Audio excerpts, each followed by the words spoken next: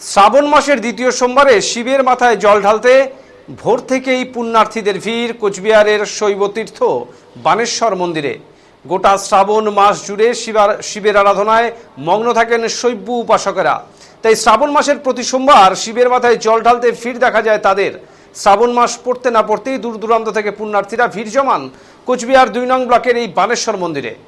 শিব মন্দির জুড়ে রয়েছে কড়া পুলিশি নজরদারি। অপ্রীতিকর ঘটনা এড়াতে পুলিশ সেই কড়া নজরদারির মধ্যেই এই মন্দিরের শিবলিঙ্গে জল ঢালতে দেখা যায় শিব ভক্তদের। মন্দির চত্বরে ভোর থেকে উপচে পড়া ভিড় ভক্তদের।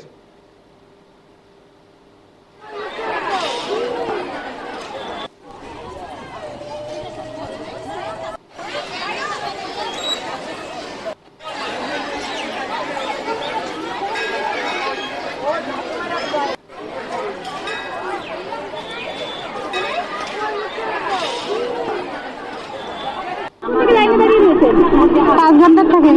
আচ্ছা, কোথায় বাড়ি আপনার? বলরামপুরে। প্রত্যেক বছরই কি আসেন পুজো দিতে? না হ্যাঁ, আসি। গত সোমবারও কি পুজো দিয়েছেন? না না, এবার নতুন? আজকে সোমবার। আচ্ছা, আপনার নাম? দিদি যাবি।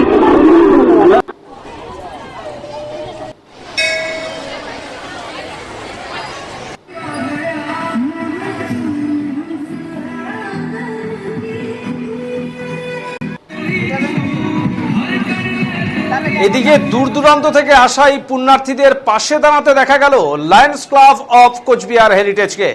এদিন ভোর ৫টা থেকে বিকেল ৫টা পর্যন্ত এই বানেশ্বর মন্দির প্রাঙ্গণে ফুড ফর অল ভান্ডারার আয়োজন করা হয় তাদের পক্ষ থেকে।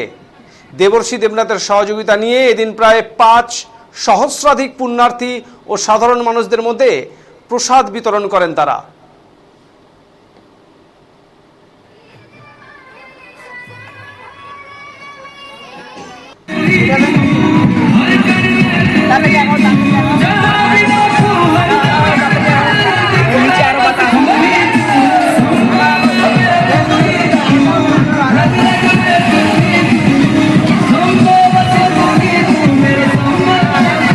আজকে এই বানেশ্বর শিব মন্দিরে আপনারা কি করছেন?